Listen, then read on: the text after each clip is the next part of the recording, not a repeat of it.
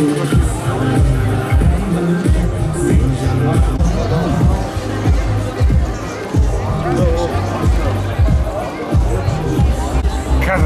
шықпа. Мен мойын жарып кетті негізі. Шықшы болды. Қазір тұр. Қазір шық.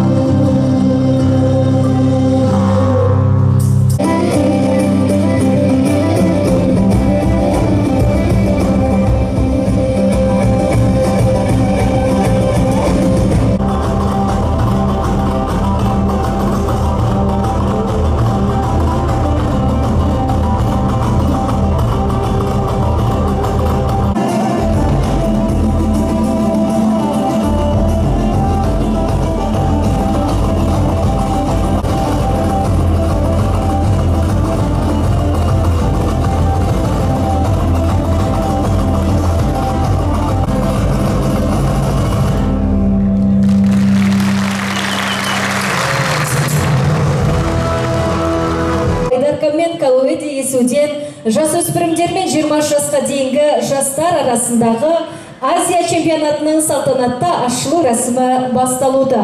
Тулы додасы баршаңызға құтты болсын. Good evening, the land of Turkestan. Beautifully illuminated tonight under these evening lights, we launch a grand celebration. Қазақстанның көптеген аймақтарында қарқынды дамып келеді. Қазіргі таңда 3000-ға жуық спортшы тұрақты түрде айналысып, халықаралық аренада жоғары жетістіктерге қол жеткізуде. Тұңғыш рет ұйымдастырылып отырған бұл байрақты бәсекеге Азия құрлығынан үздік спортшылар, бапкерлер.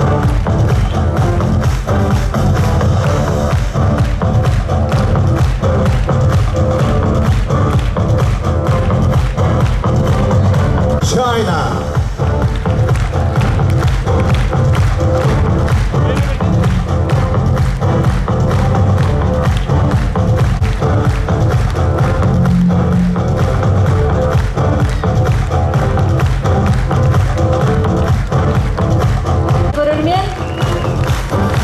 Your applause, supporters, and the next team is Иран Ислам Республикасы. the Islamic Republic of Iran.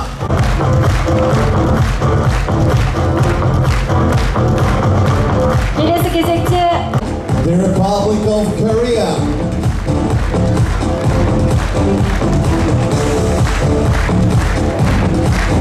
China.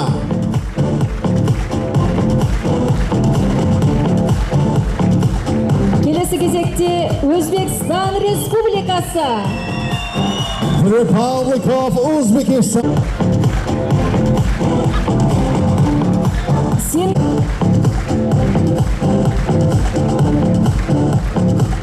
келесі команда Таиланд корольдігі. The Kingdom of Thailand. Келесі команда Тәжікстан Республикасы. The Republic of Tajikistan. Иә. Chinese Taipei.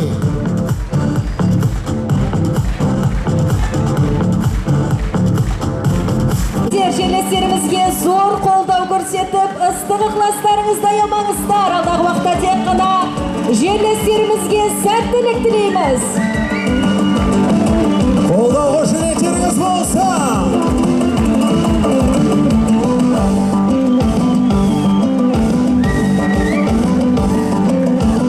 Құрметті жарыстың қатысушылары мен қадірлі қонақтар, бүгінгі Азия чемпионаты елдер арасындағы достық пен ынтымақтастықты нығайтатын, су спортының дамуына серпін беретін беделді халықаралық жарыс. Dear participants and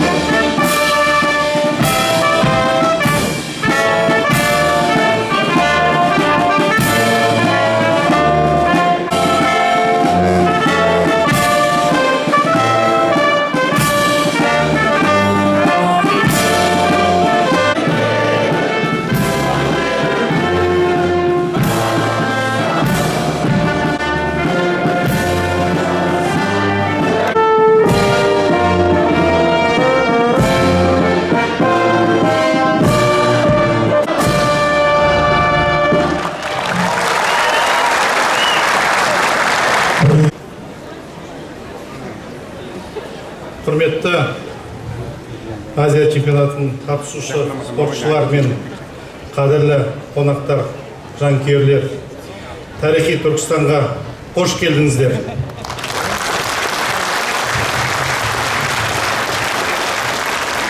Бүгін қаламызда байдарка мен каноэ есуден юниорлар мен 23 жасқа дейін спортшылар арасында, сондай-ақ пара каноэден Азия чемпионатының ашылу салтанаты өтуде.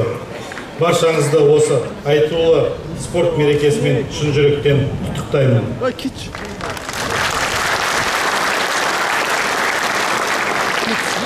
Dear athletes and team representatives, welcome to the sacred city of Turkestan. Today's international competition is not only a supporting event, but also a vivid symbol of friendship, unity and peaceful cooperation among the nations of Asia. I am delegated to welcome you to Turkestan and historical city of the Great Silk Road, which has become the spiritual capital of the Turkic world. We are honored to host you here and wish all participants success, fair competition and unforgettable experience during your staying in Turkestan.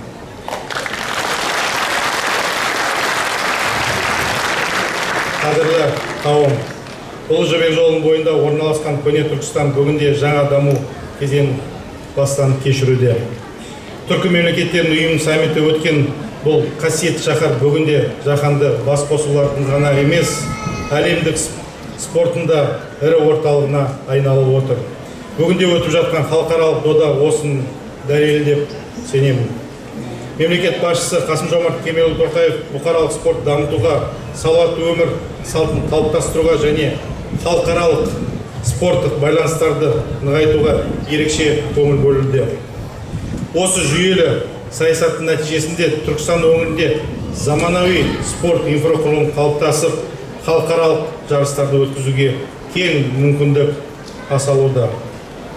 Қазір таңда үкіметтің қолдауымен облысымызда 3595 спорт нысаны халық игілігіне қызмет көрсетуде. Соның ішінде халықаралық талаптарға сай осы салынған Түркістандағы Ескек Есу каналы еліміздегі бірегей спорт кешендерінің бірі. Бүгін ол Азия деңгейінде танылса, ертең әлемдік додаларды қабылдайтынына сенімдімін. Осындай ауқымды Азия чемпионатының алғашқы рет Қазақстанда, оның ішінде осы біздің Түркістан қаласында өтуі біз үшін үлкен мәртебе және зор жауапкершілік. Бүгінгі қасиетті Түркістанда Азия құрлығының 16 мемлекетінен келген 450-ден астам ең мықты спортшылар мен жаттығушылар делегация өкілдері бас қосып отыр. Бұл өңіріміздің халықаралық аренадағы спорт әлеуетінің айқын дәлелі. Құрметті спортшылар, сіздерге әділ бәсеке, биік рух және рекордтар мен жарқын жеңістер тілеймін. Назарларыңызға рахмет. Келесі сөз Қазақстан Республикасы Туризм және спорт министрлігі спорт және дене шынықтыру істері комитетінің төрағасы Есеналин Руслан.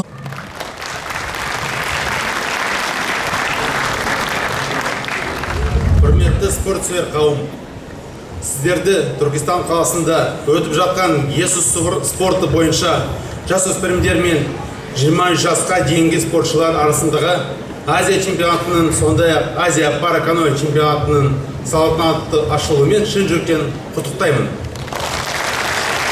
Бұл айтулы жарыстың Қазақстанда, қасиетті Түркістанда өтуі еліміз үшін зор мәртебе. Осы орайда аталған чемпионатты Қазақстанда өткізу туралы шешім қабылдап, қолдау көрсеткен Азия каноэ федерациясының президент Прашант Кушваха мырзаға және барлық федерация басшылығына шынайы алғысымды білдіремін. Бүгін біз Азияның әлемнің келген жақындастыруға мүмкіндік беретін маңызды алаң. Сондай-ақ біздің елімізде есу спорты түрлерін дамыту, халықаралық деңгейдегі жарыстарды өткізу және жас таланттарды қолдау мемлекеттік саясаты жоғары деңгейде өтіп, шын мықтылар жеңіске жетсін. Рахмет сізге, Руслан Бақтолла. So, ladies and gentlemen, the Mr. President of the Asian Canoe Confederation, Mr. Prashant Kushwaha. Respected Tourism and Sports Minister of Kazakhstan,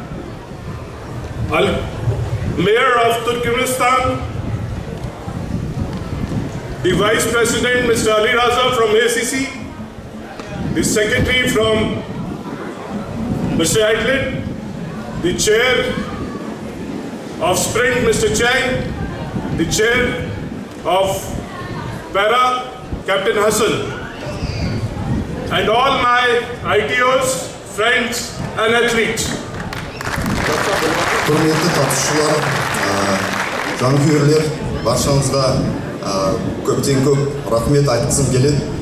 Осы жарысты ұйымдастыру үшін туризм және спорт министрлігіне, спорт және дене шынықтыру істері комитетіне, Қайық федерациясына, Түркістан облысының әкімдігіне және де баршаңызға көптен көп рахмет айтқым келеді.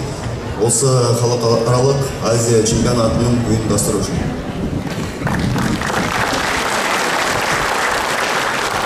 This championship is just a starting of a new era of Asia towards the canoe sports, and which will show to the world that Turkmenistan and this part of Asia will be future of the best events in world.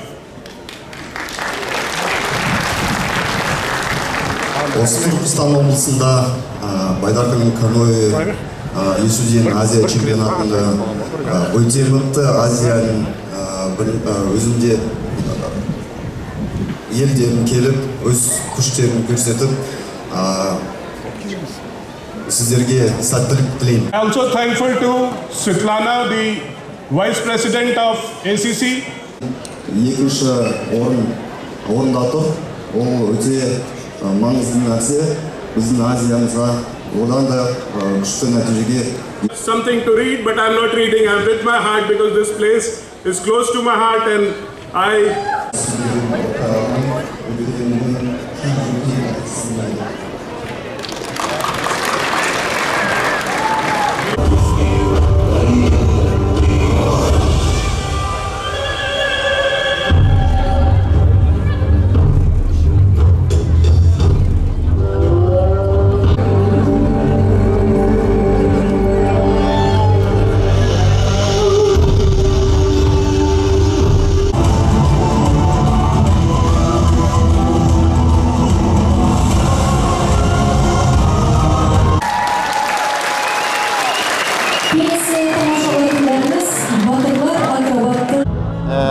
Бізде мировой рейтингте айтуға да болады, ол украиналық спортшы Влад Епифанов деген, және де ұлыбритандық спортшы Джейк Ейс деген, соларды әлеуметтік желіде көріп тұрам.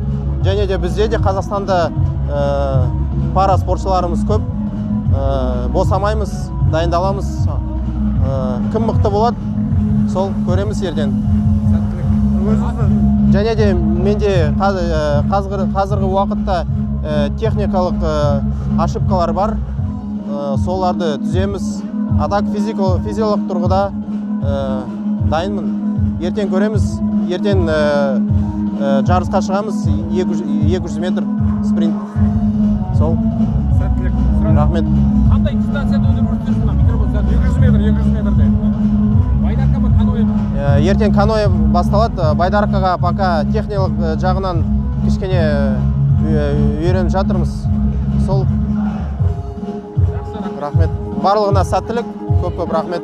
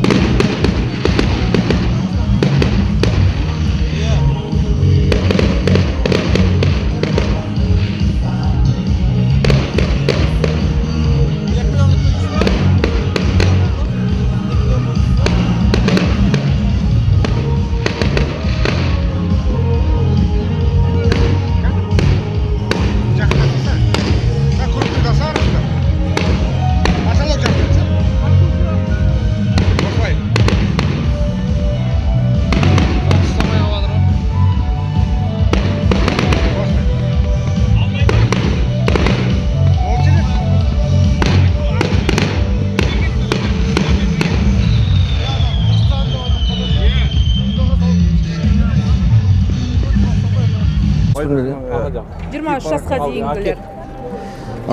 Мына бүгін Түркістан өңірінде байдарка мен каноэдан жастар мен жасөспірімдер арасында Азия чемпионатын сарапқа салып жатыр. Түркістанға 15 елден 300-ден астам спортшы келіп өз бәсекелесін, өз спорт жеңіске деген құштарлығын көрсетпек ертеңгі күндері.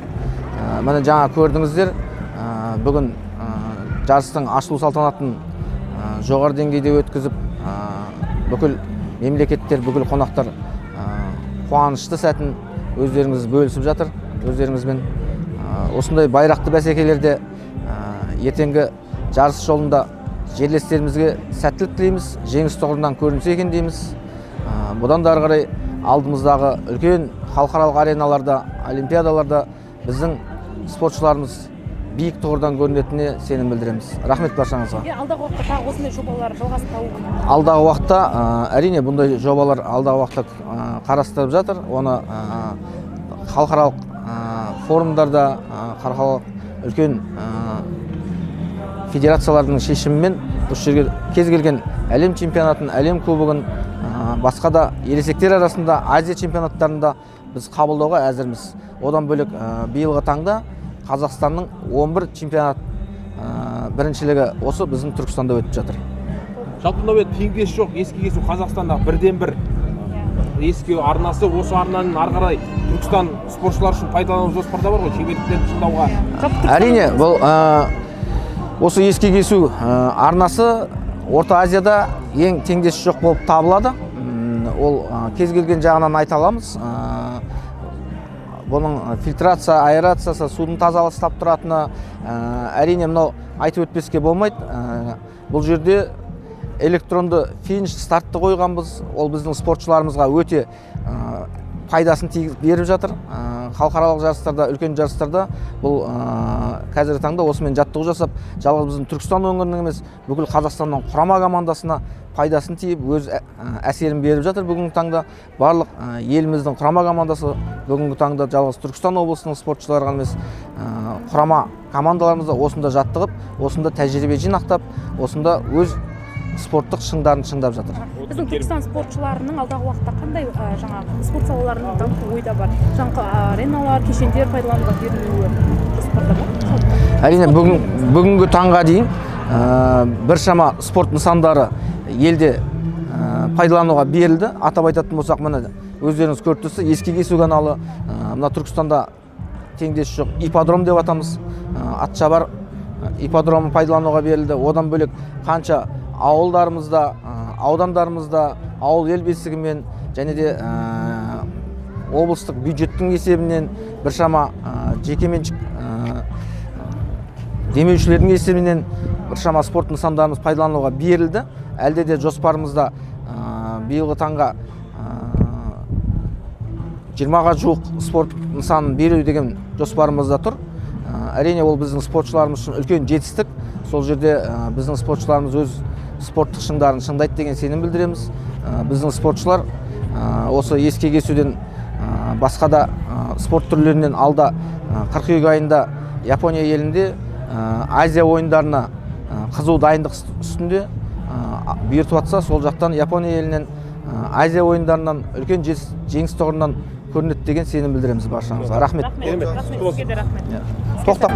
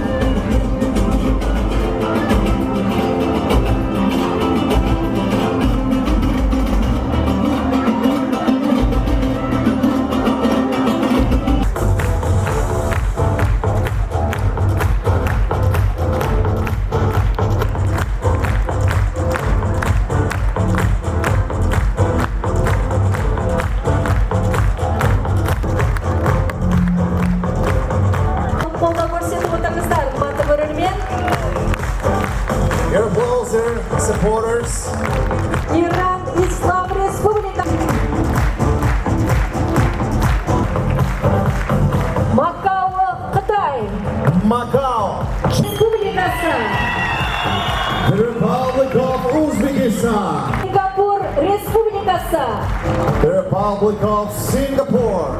Келесі команда Тәжікстан Республикасы. Келесі қатысушы команда Қытай Тайбэйі. Бізбен соңғы қатысушы команда әрине Қазақстан. Құрметті көрермендер, жерлестерімізге зор қолдау көрсетіп, ыстық ықыластарыңызды аямаңыздар. Алдағы уақытта тек қана жерлестерімізге сәттілік тілейміз. Қолдау қошеметтеріңіз болса.